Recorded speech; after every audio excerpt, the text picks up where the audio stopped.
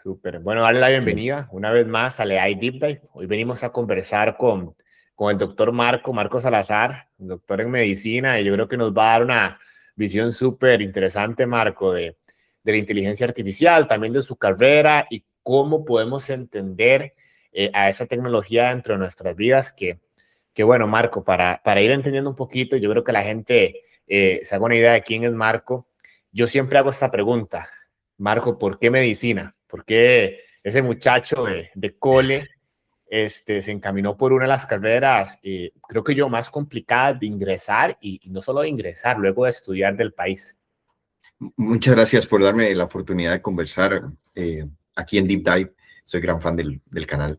Este, Mira, te soy honesto, creo que como muchos costarricenses en algún momento quise jugar fútbol y me di cuenta por cuestiones que no podía, que no iba a llegar y que entonces, ¿qué iba a hacer al respecto? Entonces se me acercó un profesor de colegio, a don Guillermo, que aprecio un montón, y me preguntó, ¿qué quieres estudiar, Marco?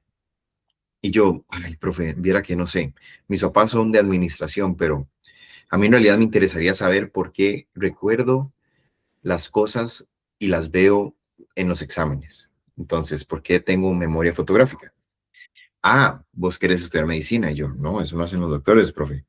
Me dice, sí, ellos estudian usualmente el cerebro para saber por qué las cosas están bien y luego ven y así pueden repararlas y mejorar. Y eso se caló mucho en mí, man. Entonces me empecé a desviar hacia el área de la medicina porque me gustaba la investigación y leer Súper. y saber del cuerpo.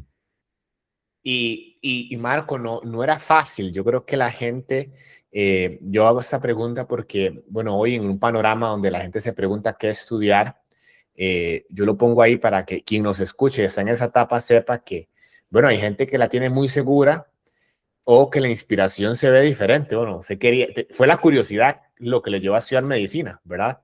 Sí. Y ya luego en la universidad, Marco, ¿era lo que usted esperaba? La medicina, el conocimiento, eso de entender cómo nuestro cerebro procesa la información y ayudar a las personas, o no era lo que usted esperaba? Qué linda pregunta, porque tenía la ventaja que mi hermana mayor había ingresado a estudiar medicina, pero por otras circunstancias. Entonces yo sabía como el modelo, como lo que iba en el programa de estudios. Pero me di cuenta que al saber eso yo podía tal vez tomarme una libertad ahí adentro, entonces aprender a mi manera, pues saber cuáles rotaciones o cuáles doctores me podrían interesar más a mí por escuchar conversaciones de los amigos de mi hermana, no necesariamente porque ellos me dijeran qué hacer. Entonces fue muy lindo ir explorando eso. Y no era lo que esperaba, porque creo que algo importante para lo que mencionaste de la gente que escoge carrera es que entiendan que esa formación universitaria yo la veo más como eso que nuestros papás invierten su tiempo y su dedicación y muchas palabras para instarnos a seguir estudiando, a ponernos ese título abajo del brazo y ver, y a partir de eso ver qué hacer con eso. Porque eso es una gran herramienta y puede ser muy útil, pero la utilidad creo que se la pone la misma persona. Entonces, actualmente yo me encanta la parte docente y me encantaría dedicarme a eso, pero en el contexto nacional es una vida bastante limitada en algunos sentidos, ¿verdad? Pero con un cariño. Entonces creo que es entender también la circunstancia en la que uno está viviendo y qué puede hacer uno con ese título y qué puertas se te pueden abrir, ¿verdad? En el mundo profesional. Porque muchas veces si vamos ahí atrás del tren, ¿verdad? Lo hacemos por reflejo y no hay una intención detrás. Entonces, sí, muy bonito que poder entender la parte humana de la medicina. Creo que me dio la libertad de Sí, eso. sí, y yo creo que también aquí la gente va a conocer un poquito también de Marco, que ha tomado su carrera y no es el médico o doctor convencional, diría yo, ¿verdad, Marco? También que yo creo que no solo pasa en medicina, sino que la gente estudia una ingeniería y piensa que eso es lo que solo eso puede hacer, ¿verdad? Y no que puede transformarse, que puede tomar el lápiz y diseñar. Y yo creo que ahí entra un poquito lo que vamos a hablar un poquito más adelante, Marco, pero antes de entrar en esa parte, lo que has hecho diferente, quiero hablar un poco de la práctica médica. Entonces, si me haces esa libertad, primero la práctica médica, Marco hace otras cosas, como ya nos adelantó, la educación, el tema incluso de aparición en medios, la comunicación es algo que forma parte de la vida de Marco. Ya vamos a llegar ahí.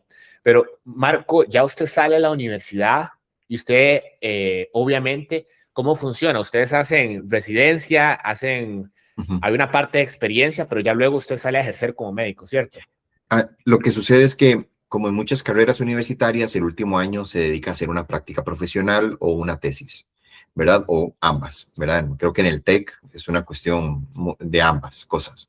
En la UCR creo que las carreras en algún momento se pueden escoger, pero medicina históricamente escogió que se iba a hacer un año de internado. Entonces, del 1 de enero al 31 de diciembre, un año natural, los estudiantes de último año de carrera iban a estar en unas prácticas literalmente inmersos en el hospital.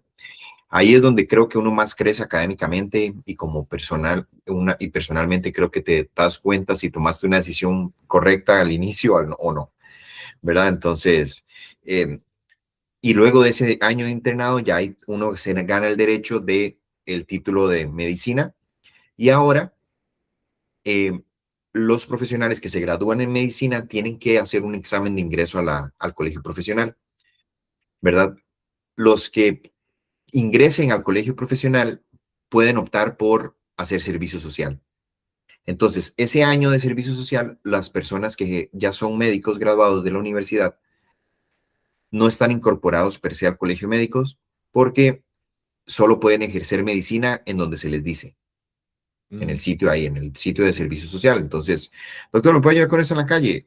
Usualmente puede ser muchos problemas éticos y legales de si un médico ejerce medicina fuera de donde está contratado. En ese año servicio social, porque es un código hasta provisional. Y luego el servicio social ya se incorpora como médico y es médico general. Y ahí puede optar por alguna especialidad que ya se llamaría residencia en este país. Súper. Y en la práctica médica, y aquí enlazándolo un poquito, Marco, que eh, ¿cómo has visto? Siempre existió Google, ¿verdad? Siempre existió el paciente que llegaba con ese, no sé, el paciente, yo estaba viendo una serie ahorita de Pitt, me imagino que la has visto, no sé, si no la, ajá, súper buena serie, ahí al que no la ha buscado de Pitt, está en Amazon, es súper buena. Y ellos en algún momento mostraban a unos pacientes que es como el paciente Google, que llega con todo el bias de que ya sabe. Eso antes del AI, Sí. ¿verdad? Entonces, Marco, ¿cómo, no hablemos todavía del AI, cómo tratar al paciente que tal vez tiene algún nivel de profesionalismo en otra carrera y Ajá. entonces llega con el médico con el diagnóstico? ¿Le pasó? Muchísimo, porque gracias a Dios Costa Rica es un país bastante educado. No sé si tenemos tantos diplomas como personas con educación, porque en general la experiencia con el paciente tico suele ser positiva. Entonces, en el sentido de que yo les digo, son pacientes informados. Y eso lo único que me dice a mí como médico es que son pacientes que se preocupan por su salud. Pero lo primero que nos enseñan en la escuela de medicina es no ser los propios médicos de uno. Mm. Entonces, viera que ya le dijo lo primero que me enseñaron a mí. No podemos ser los doctores de uno mismo, ¿verdad? Entonces, ahí, ¿verdad? Requiere un acto de escucha y de humildad de de las dos partes, ¿verdad? Porque ahí te estoy diciendo, man, estás haciendo algo mal, de que sí estás muy preocupado por tu salud, pero tal vez como cualquier médico inicial te estás sobrediagnosticando, porque en ese journey de la persona que estudia medicina o ciencias en la salud, cuando uno empieza a entender las enfermedades, uno dice, "Ma, yo tengo eso, ma, yo tengo eso, Ah.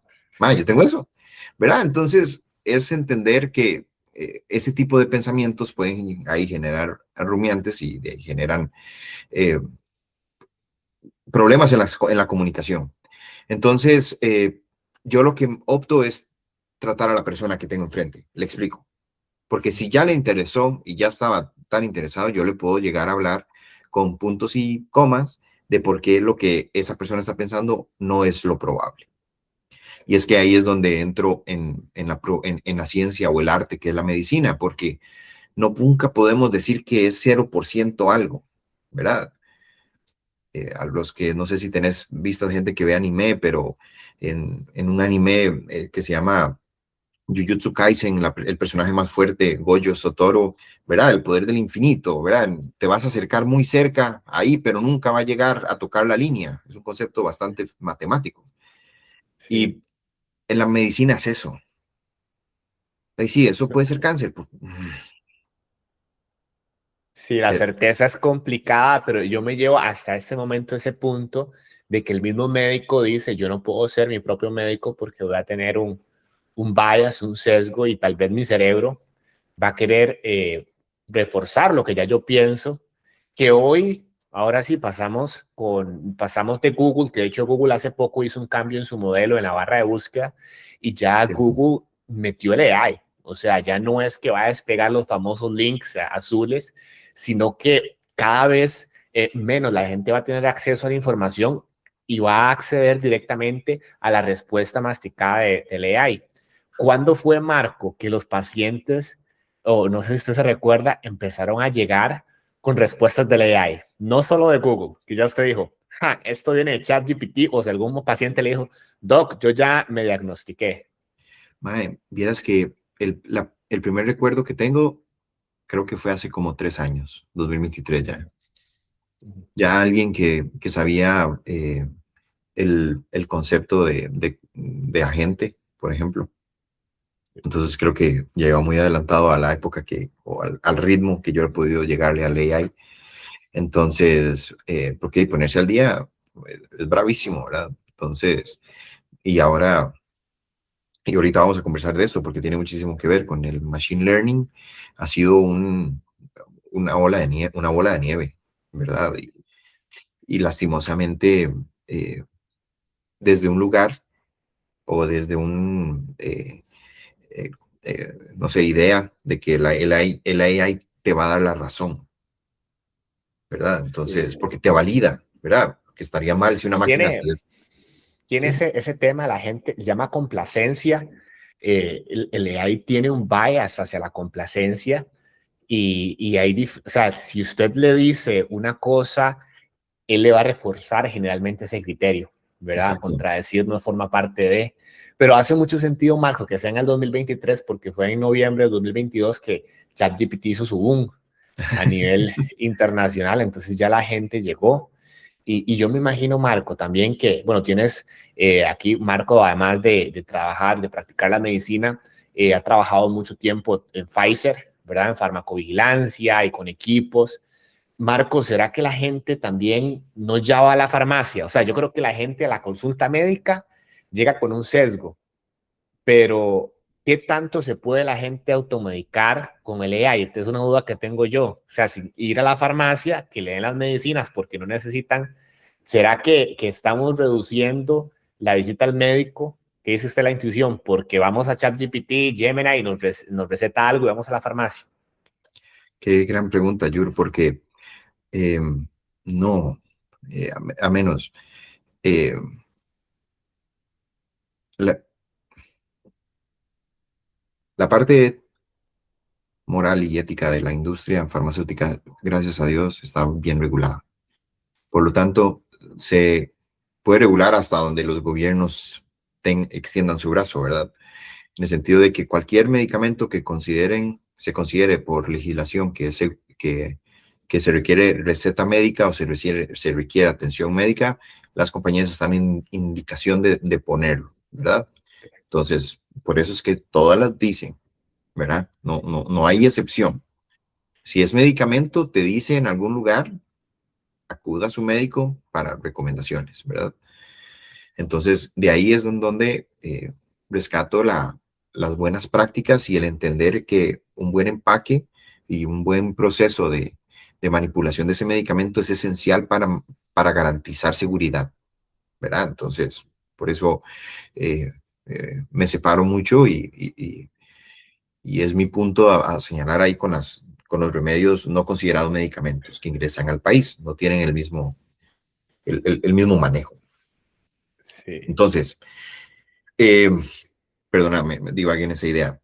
Lo que quiero decir, para devolverme al punto, me recordás, discúlpame. Sí, yo me imagino, porque yo tengo, es mi intuición de Ya me que la acuerdo. gente puede que en un momento ChatGPT le dé un medicamento que pueda comprar en la farmacia que le Exacto. sirva y que diga, no, yo me empiezo a automedicar como, como pasa, tengo yo, y estos son sesgos míos, o sea, Sí, son, sí, sí. diría yo, opiniones. Yo creo que hay otros países donde la seguridad social a nivel de atención médica no es tan robusta como la de nosotros y Ujú, la gente se automedica más. mucho. Entonces, yo tengo una hipótesis. La hipótesis es que con el AI como que la gente puede tender a automedicarse más. Yo también lo creo mucho, porque eso es lo que sucede. A fin de cuentas, sentimos las personas evocan un síntoma y usualmente lo transcriben al chat GTP y chat GTP con esto, el principio que me acabas de decir de complacencia, Sí, así ¿verdad? es. Les dice los medicamentos, quieres que te diga medicamentos recomendables para esto que sientes, ¿verdad? O sea, es por una cuestión, ¿verdad? Del mismo machine learning, ¿verdad? De cómo quiero saber más de Sí, ti, ocupo esa información para darte una mejor respuesta, ¿verdad? A fin de cuentas, le hemos entrenado a eso. es correcto, y es correcto, y digamos, como nosotros hablábamos, de hecho hay AI Drops que publicamos todas las semanas, un LLM tiene preentrenamiento, post-entrenamiento y luego tiene la parte de inferencia, que es lo que todos vemos. En el post-entrenamiento se le enseñan preguntas y respuestas, cómo interactúa el humano y generalmente la calificación más positiva es cuando, por ejemplo, cuando a uno le preguntan algo, usted como el médico me dice, Jürgen, yo sé está bien, yo estoy feliz, buena calificación. Lo mismo pasa con el LLM, siempre recibo una mejor calificación si yo estoy escuchando lo que Claro. ya yo quería al inicio recibir. Dude, y creo que ahí estás dando en una piedra angular que a mí ese creo que es el espacio para mencionar esto, porque a fin de cuentas los que están construyendo estos modelos de AI están viendo en que su algoritmo o código va a ir en función de un cliente. Es correcto. Y la medicina, lastimosamente, vieras que no trata clientes, trata pacientes. Y esa distinción, literalmente, palabras diferentes, trae mucho Wow, peso detrás, ¿verdad? wow. Ujú. Entonces, creo que ahí es en donde hemos perdido esa humanización de la medicina, en donde el humano sea el centro. Y es porque a veces cuando la persona acude a la atención médica, está esperando atención médica, consejo médico, y a veces eso no es lo que la persona quiere escuchar. Sí, Y es complejo entrar en todo eso, lo que eso conlleva, pero creo que es eso. Me voy a quedar así para creo que sí, no, hemos. y es súper interesante verlo como yo también la gente que nos está escuchando es una diferencia para uno que toma sus modelos y a veces trata de entender cómo tratar al usuario, porque uno del lado de desarrollo lo ve como usuario, se olvida que entre usuario y paciente hay algo diferente, que es la necesidad de ser honesto. Hay una capa humana, pero hay que ser honesto para que la persona pueda empezar a tomar las decisiones correctas. Luego, Marco, en la parte de educación, de enseñar medicina, ¿qué hubiese pasado, Marco? Yo me imagino ahorita, bueno, ahorita que estás dando clases, no sé si ha sido un reto, ¿verdad? El que la gente tenga acceso al AI, has tenido que cambiar las evaluaciones. ¿Siente usted que hay ciertos estudiantes que realmente uno dice, no, este muchacho no puede ir tan bien, hay inteligencia aquí artificial? Entonces, básicamente, ¿cómo ha afectado la inteligencia artificial en la enseñanza de la medicina? Yo creo que me encantaría decirte que mucho, pero entre la población que me ha tocado dar clases, creo que no existe tanta, para poner una palabra en inglés, literacy de AI, Ajá, exacto. en el sentido de que sí, te saben que es ChatGPT, te saben que es Gemini, tal vez, estoy seguro que sí, Gemini sí, porque está asociado a Xiaomi y creo que es una marca la más popular del país. Eh, eh, y, mae, y no lo utilizan con ese fin. Okay. Me explico. Se subutiliza. Entonces, más bien me ha tocado entablar esa conversación que creo que por dicha trabajo en la corporación, porque se nos educa de ese lugar. ¿Cómo, o sea, vamos a utilizarla más bien? Generemos un buen prompt, ¿verdad? ¿Cuál inteligencia artificial estás utilizando y por qué? ¿Verdad? ¿Para qué la querés? cuál es el fin con el que le estás utilizando, ¿verdad? Al fin de cuentas, un concepto que es lineal en la ciencia de la medicina y cualquier ciencia de la salud es que cualquier terapia debe tener un norte, ¿verdad? Entonces, es decir, cualquier herramienta que yo esté utilizando en función de eso va hacia eso, no es un fin como sí mismo, Ok, ¿verdad? Entonces, de ahí ha sido retador, sí, pero vieras que en ese mismo momento, creo que ahora hace poquito estaba viendo eh, lo que ha hecho con la escritura y últimamente empecé a más evaluar tipo ensayos, Yur, en el sentido de que podían utilizar AI para generarlo, pero les pedí que por favor defendieran la idea del ensayo como examen final, o sea, que defendieran su argumento, ¿verdad? Tengo tiempo para decir la pregunta de que claro, generé. Gracias.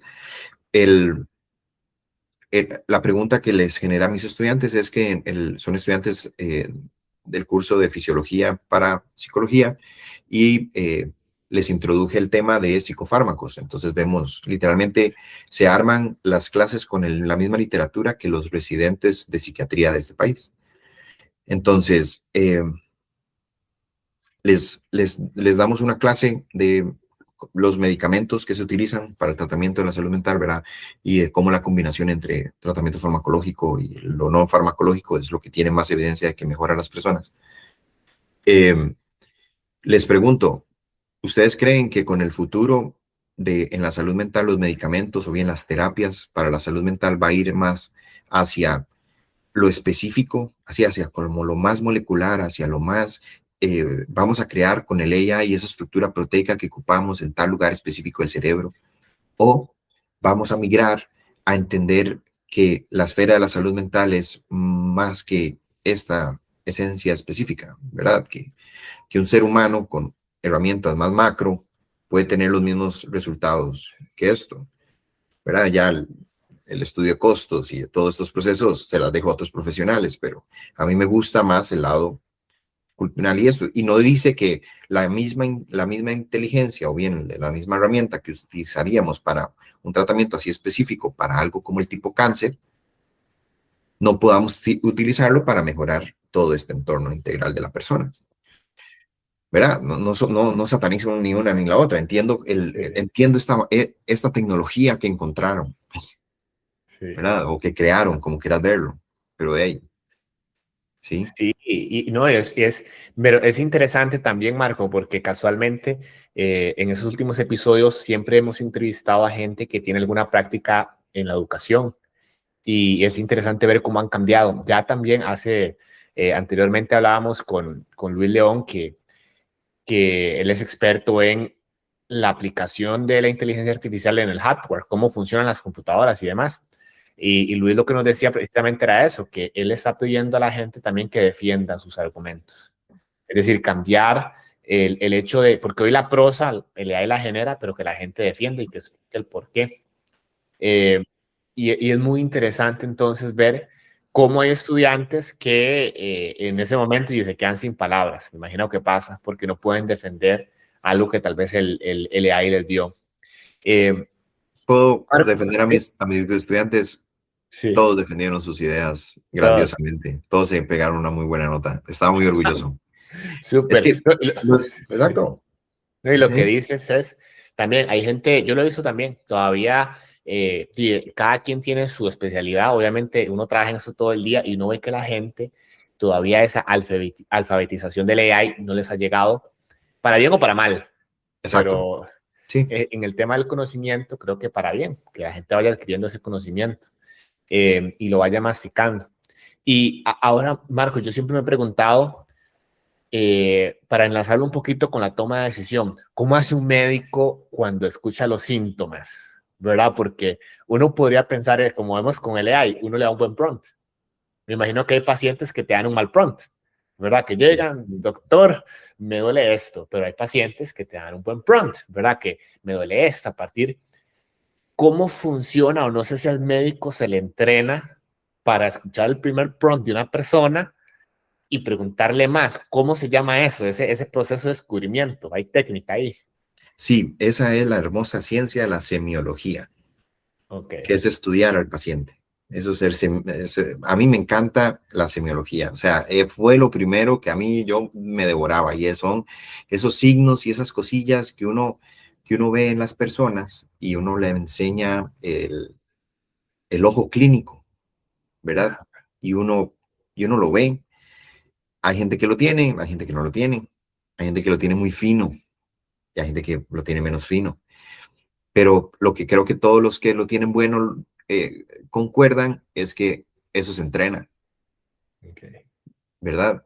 Entonces, porque en la medicina está compuesta ese acto físico de ver síntomas o ya, de hacer un cuadro clínico del paciente. eh, el examen físico como tal está es de observación, palpación, percusión y auscultación, ¿verdad? Esos son los cuatro clásicos. Eso es lo que uno debería de hacer en todas las partes del cuerpo que uno tiene que ver, hacer examinar físicamente. Ya actualmente se le agrega un quinto, ya que es ya se va a considerar igual de clásico, para poner un ejemplo, que es el ultrasonido, Mm, el POCUS, el ultrasonido a la par del paciente, ¿verdad? all right. Ya es tecnología que debería ser lo suficientemente accesible para que uno en su práctica médica lo tenga. Lo malo es que sigue siendo una tecnología cara. O bien, aquí puedo entrar en este debate. A mí, vieras cómo me molesta eso, que uno adquiere un dispositivo y se le venza la licencia. O sea, Ah, el software. Yo estar renovando todos los años para poderlo ver en mi celular sí. y tener eso. Están viendo la medicina con clientes.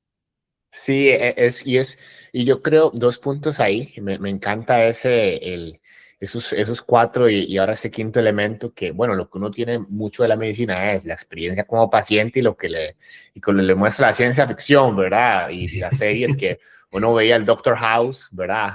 Que era un crack en el diagnóstico y en esta serie de Pitt también, que detectaban cuando el paciente miente o no, ¿verdad? Porque está diciendo una cosa, pero le está pasando otra. Eh, y pensando en la tecnología que le ayuda al médico, Marco, hoy, digamos, por ejemplo, hay herramientas, por ejemplo, la transcripción de la consulta, ¿verdad? Como que le hay escuche. ¿Usted ve uso en eso? O sea, porque ahí, de hecho, en el mismo de Pitt, hay una escena de eso, ojalá que no les está haciendo mucho spoiler, pero poniendo ese ejemplo, ¿usted cree que eso tiene un impacto o usted ve que hay otras áreas donde el AI podría tener un mayor impacto en la consulta? Ay, me encantan las preguntas que hace Yur. Este, creo que tiene un gran impacto. Creo que son herramientas de comunicación que antes no teníamos, mae, y van a generar lo que muchos años hemos gritado muchos, y es más accesibilidad a salud hacia todos, ¿verdad? Entonces, eh, hay barreras que son difíciles de eliminar cuando uno está atendiendo personas. Una de ellas puede ser el idioma. El AI es maravilloso en eso, Sí. ¿verdad? Entonces, ¿por qué yo debería de no poder ayudar a alguien en una zona de guerra solo porque no puedo hablar su idioma? Y no ¿Verdad? es comerse la torta de un solo, es a pedazos, me gusta eso. Empezar por lo más básico, la transcripción de lenguaje, Ujú. la transcripción, por ejemplo, obviamente en el momento de lo que se está diciendo. Y en este sentido, Marco, ¿qué opina la comunidad médica, al menos usted, sus colegas, de la consulta virtual? ¿Se Bueno, pierde algo con la consulta virtual? sí, claro, la calidez humana. Diría que es difícil de transmitirla. La época de pandemia nos lo enseñó, nos mantiene unidos y nos genera estas lindas conversaciones, pero, mae, Yuri, vos sos bueno dando abrazos, mae. ¿Cómo yo voy a preferir no darte un abrazo y tener esta linda conversación que tenerla así, ¿verdad? Entonces, Sí. por eso, digo, se pierde eso.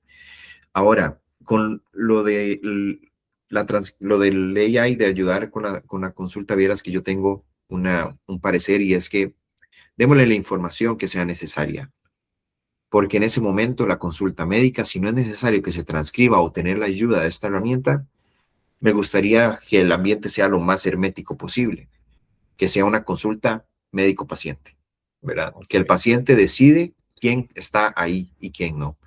Y creo que por la misma esencia del AI de entender y de aprender por machine learning, me es difícil creerle a las compañías que van a salvaguardar esa información, que esa información no va a salir de sus servidores solo porque sí. Sí, Y de ahí, sí, porque al fin de cuentas, creo que vamos hacia un flujo de información similar del petróleo, va a ser un mercado mundial más sí. que Wow. segmentario. Sí, y es un puntazo y creo que lo decía Marco usted al inicio que la industria, creo que médica y de farma es muy cuidadosa, ¿verdad? Con el tema de compliance para que eso se resguarde, pero sí, hay que tener ese cuidado porque van a llegar la gente que tiene esa ambición, que no es buena para aprovechar esa información. Eh, es un muy buen punto. Marco, y entonces luego Perdón, aquí haciendo... Ajá, creo que ahí es importante un tema que si si hay personas que piensan así, va a ser en estos espacios, ahí es donde tenemos que hablar con nuestros legisladores, en donde si queremos utilizar esas herramientas, tenemos que saberlas utilizar bien. Ergo, hacerles a esas compañías que quieren ese mercado global, que nosotros seamos un haven de eso. O sea, yo creo que sí existe la tecnología para hermetizar esa información, Yur. No digo que no, sí, ¿verdad? No digo que no, ¿verdad? Porque sí existe. La tecnología de encriptamiento existe, man, ¿verdad? O sea, y el mismo AI puede potenciar eso y hacerlo más seguro. Pero necesitamos saberlo hacer robustamente. No se puede hacer por sectorización privada, pues. sí, Era ¿qué el punto pasa? que quería. No, y dejarlo por ahí. Costa Rica, de hecho, nosotros al menos somos parte de iniciativas que están tratando de generar ese expediente único que es muy complicado el expediente único, que hoy, por ejemplo, ya el EDUS hizo un gran avance en que la gente que tiene la atención pública tenga un registro electrónico que pueda visitar, pero cuando va a la práctica privada no se comparte, ¿verdad? Si yo voy al hospital Cierto, privado y claro. entonces el médico, diría uno, le falta contexto, ¿verdad? Porque puede que yo llegue y el médico pueda ver mi registro y no tenga toda la foto completa. Eso es un problema, ¿verdad? Es real. Muchísimo, Yur. Diste en un clavo lindísimo, porque vieras que la diferencia es que, que la persona la vean en un centro médico privado y la vean bien, y la vean en otro centro privado y no lo vean bien, o bien no vean la torta completa o la imagen completa, como le estás diciendo, es la paciencia que le tuvieron ahí, ¿verdad? Y es el factor humano del personal médico. Pero creo que con herramientas así, a- a- ahorra mucho esa pérdida de paciencia, pues. Le va a ayudar Sí, muchísimo a la toma de decisiones a este segundo profesional, que la atención tal vez pudo haber sido mejor si hubiese conocido la información más general de la persona, ¿verdad? Creo que eso sí. siempre ayuda. No, queda la nota ahí para la gente. Y de hecho aquí, pivoteando un poco, Marco, en el tema de la medicina deportiva, tal vez una pregunta rápida, porque bueno, ya ustedes vieron, la gente que nos escucha, que Marco no es un médico convencional. Yo creo que lo hemos dicho en otras carreras, es tomar la carrera y hacer lo que nosotros queramos con ella. Y yo creo que Marco es un buen ejemplo de eso. Si nos escucha alguien de medicina para que tome nota, ¿verdad, Marco? No, no todo es en el consultorio. Así es, Mae, ampliar la perspectiva. Hay caminos, ustedes elijan cuáles, la cosa es escucharse uno mismo, pero sí. Sí, y Marco, ¿cómo entras entonces en la medicina deportiva? ¿Verdad? Entonces, ya sabemos que Marco es como una cebolla con diferentes capas, ¿verdad? Entonces hablamos de una capa corporativa, Ujú. que Marco tiene, su práctica como médico, las clases que da de medicina, la parte de fisiología.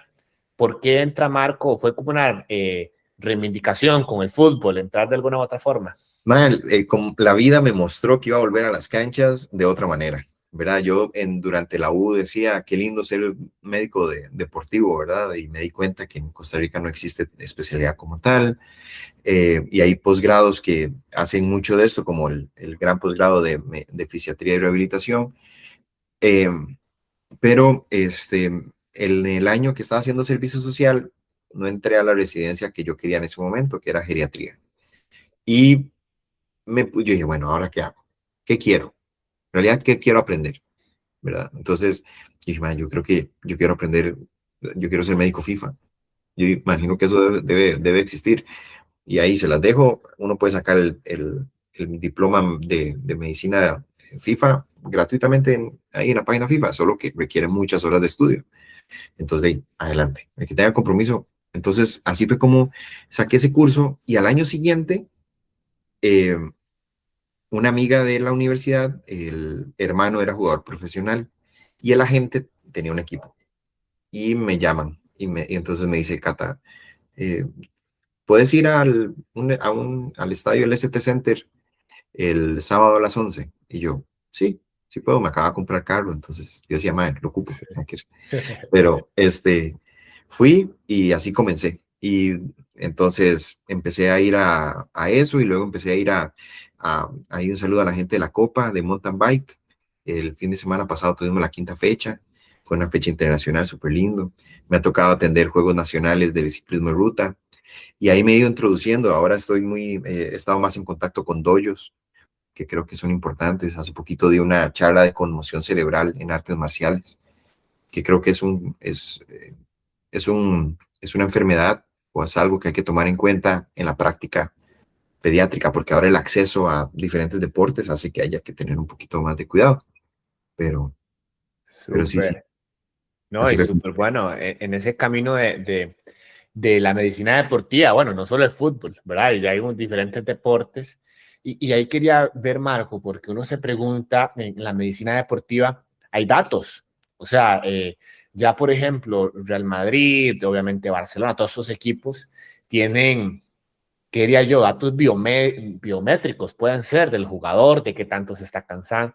¿Qué has escuchado? ¿Hay algo en el país ahorita de eso? Por ejemplo, bueno, Jürgen tiene, no sé, yo creo que a veces andan algunas cosas aquí en el pecho, yo no sé si Sí, eso les mide algo y que alguien puede decir, no, ese jugador por este indicador tiene que salir al minuto 70, ya no va, aunque él quiera. madre, muy, muy adecuada tu información. Esa es la información que se está utilizando ahora al menos conozco en un equipo de primera división. Los otros están utilizando otro tipos de software que conozco o que jugadores me han contado, pero la interpretación de esa gran data creo que esa es donde está lo importante, ¿verdad? De donde sí, sabemos en donde el jugador está teniendo un agotamiento, en donde está haciendo recorridos de tantos metros, ¿verdad? ¿Cuál es la norma, la media, la velocidad máxima, la velocidad promedio durante el partido, distancia máxima, distancia mínima? Aceleración en los primeros 30 metros, ¿verdad? Aceleración total, todas las cosas que vos te puedas imaginar que se puede medir con 3 puntos, ¿verdad? Porque a fin, pero hay una escuela de terapeutas, de trabajadores en deporte en Argentina que no les gusta. Entonces te podría decir que Argentina, campeona del mundo, no utilizó eso. Es curioso y me gusta eso porque hay algo, escuchaba yo creo que era a Carlo Ancelotti cuando Microsoft un partnership con la gente, creo, del Real Madrid, y entonces Ancelotti decía, sí, pásame los datos, pero yo confío en lo que yo veo, ¿verdad? Ujú. Entonces, hay un instinto humano, me imagino, hay algo que va más allá de la ciencia en el desempeño deportivo, ¿verdad? Eso es Sí, lo que yo estoy entendiendo. total, pero debe de existir esa cuantificación, porque a fin de cuentas, si yo quiero exponer al cuerpo de ese atleta al alto rendimiento, debo de entender hasta cuál límite está. Porque si creo que hay algo que nos han enseñado demasiados animes, es que en ese momento, cuando llevamos al cuerpo a los límites, crece. Y la única manera de yo como profesional en salud y decirle a la cara a un atleta de alto rendimiento, vos podés, es yo con esa data. Sí, todavía hay gasolina en el tanque. Exacto, exacto. Porque el peor enemigo es uno mismo y los futbolistas se hablan muy feo a sí mismos. Sí, Y porque les han gritado toda la carrera, man. Ahí sí, sí, le han aprendido a parte eso. el push. Exacto. Y yo creo que más bien cuando se es profesional, todo, no puedes tener todo sin intercambiar algo, ¿verdad? Siempre tienes que perder algo si estás ganando mucho. En el fútbol, creo que perdés la oportunidad de divertirte jugando. Ajá. Y Y todo eso puede. sí, no pueden, les cuesta mucho. Y Sí, entonces, ¿cómo cuantificas con data si esa persona se está divirtiendo o no? Porque te puedo asegurar a cualquier futbolista que esté viendo aquí el programa, mientras uno más feliz está con esa bola, mejor es. Y podemos ver en la cancha muestras de eso, ¿verdad? El Ronaldinho creo que fue el clímax de nuestra era, de ver la alegría en el fútbol. Pero ahorita ver a un Lamine Yamal, de ver ese masillo irreverente ante defensas que no tienen la menor idea ni cómo se llama, pero que han ganado mundiales. Porque la historia ahorita no importa, sí, porque está ahí en ese momento, me explico. Entonces, hey, dale esa libertad, pero nosotros como profesionales sí debemos de captar esa data de manera responsable y más allá de eso, de tener un montón de data, más saber qué hacer con ella, ¿verdad? Porque tampoco es decir a la AI qué significa. sí, Mm, sino tener esa interpretación y ahí en esa interpretación, Marco, ¿cómo trabaja la mente del médico? Digamos, tal vez puede ser el ejemplo en medicina deportiva, yo llego y le comento, bueno, y tiene que tomar decisiones en el momento, mae, ¿cómo?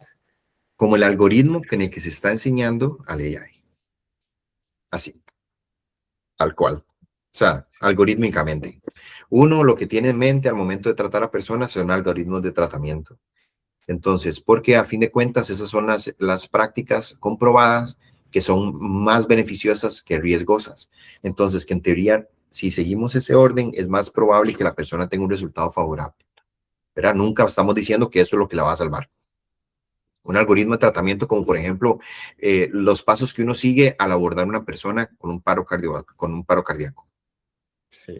¿Okay? Marco, Entonces, usted está programado, Marco, usted exacto. ya, sí, sí, Pero el arte está en interpretar eso que está ahí grabado y lo que yo tengo enfrente, ¿verdad? Es porque es una persona, no puedo tratarla como un algoritmo, ¿verdad? Porque el algoritmo me dice un sí, no, parámetros, tal, si son tantos, tan, son ¿verdad? Imagínate, a mí me encanta ver a DeepSeek en experto, madre, porque así piensa uno, bueno, así pienso yo, y la verdad es que cuando uno se topa a lo humano enfrente, tenés que bailar con ese algoritmo. sí. Y creo que en The Pit son muy, muy finos en eso, porque ellos interpretan que de encima hay veces que esto funciona, hay veces que no, hay veces que hay que eh, dársela al 10, ¿verdad? Sí, Madre, papi, invente. y una creatividad que solo el ser humano la tiene. De hecho, para ir cerrando, te comento y ver tu perspectiva.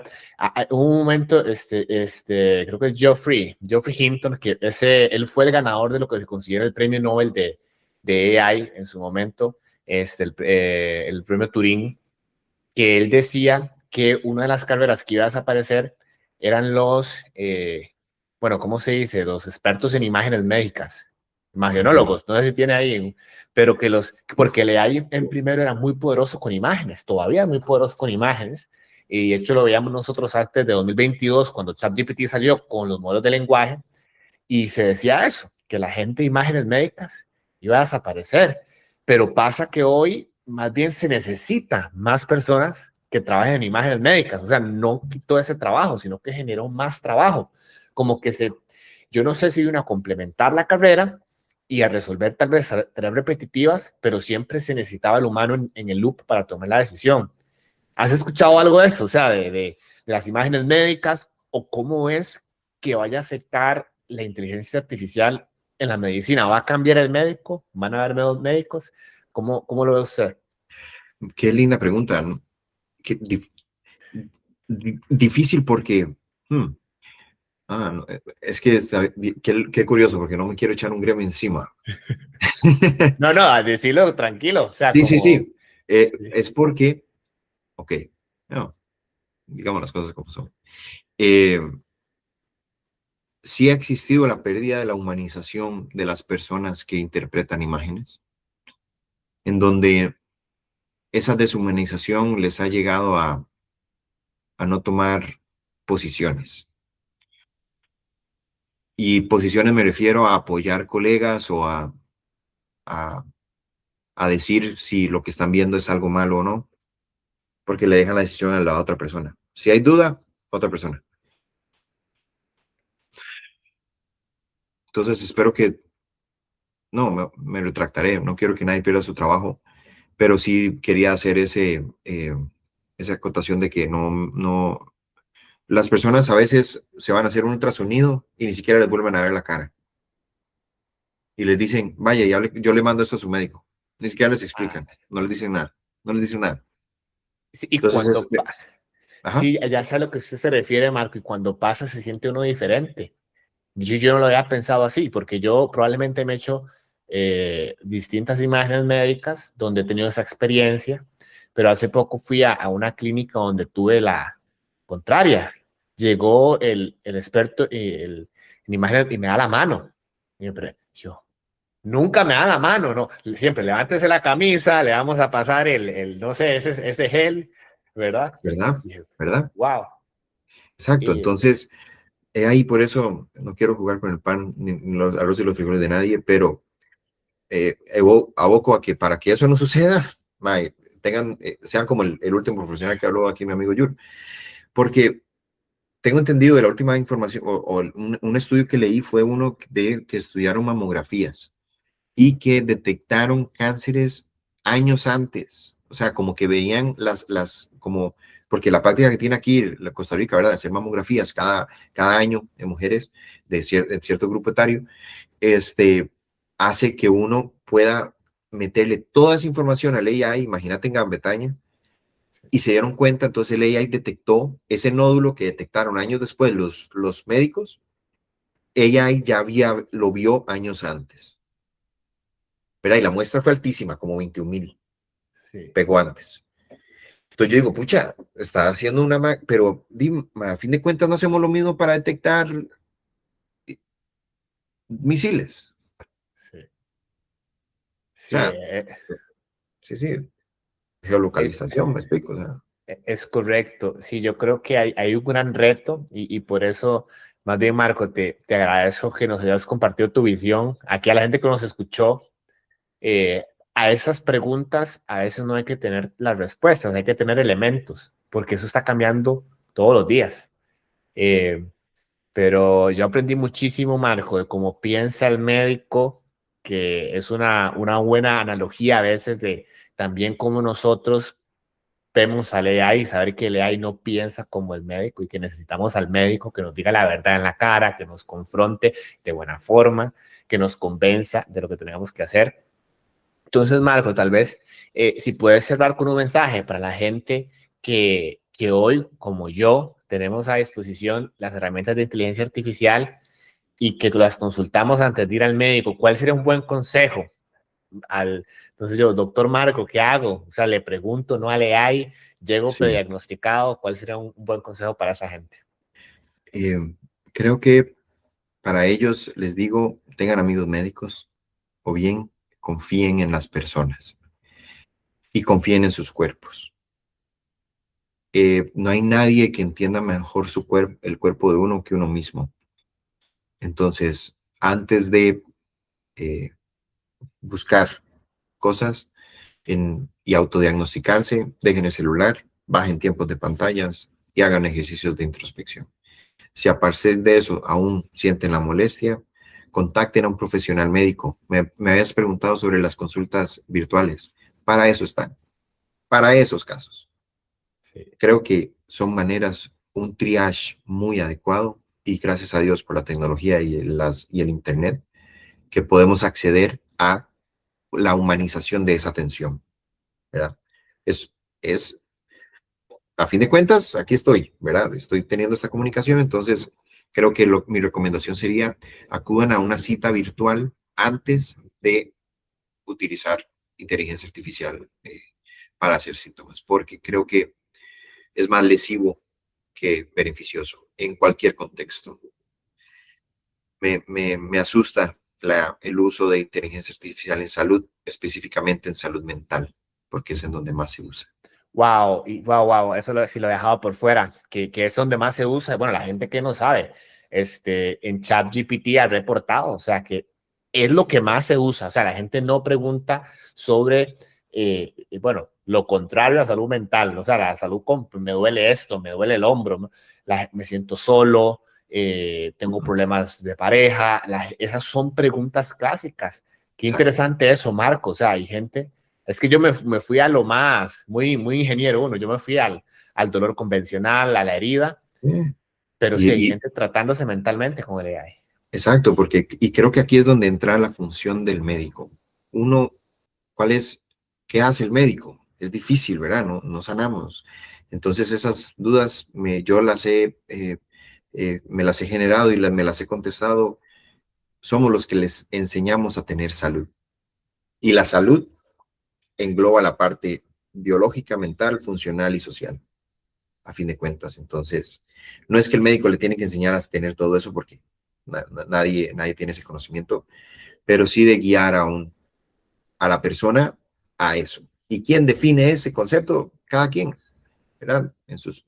En esa, en eso si quiere, para el mensaje final que quería decir es que tengamos resiliencia, sepamos adaptarnos al medio ambiente que nos genera, porque a fin de cuentas eso es lo maravilloso del ser humano, su capacidad de adaptación, no su capacidad de supervivencia, sino de que se adapta a cualquier entorno, por eso hay humanos en donde sea. Y nosotros como médicos debemos de ser resilientes ante las personas que tenemos al frente, pero le digo a mis pacientes, hay que ser resilientes con el medio que nos lleva, porque con el AI, esta revolución que nos ha tocado vivir, para nosotros los nerdos es maravillosa, pero es abrumadora. Pero para que nos la sintamos y la disfrutemos un poco más, hay que ser resilientes y saber montarse en la ola, como dicen los bros.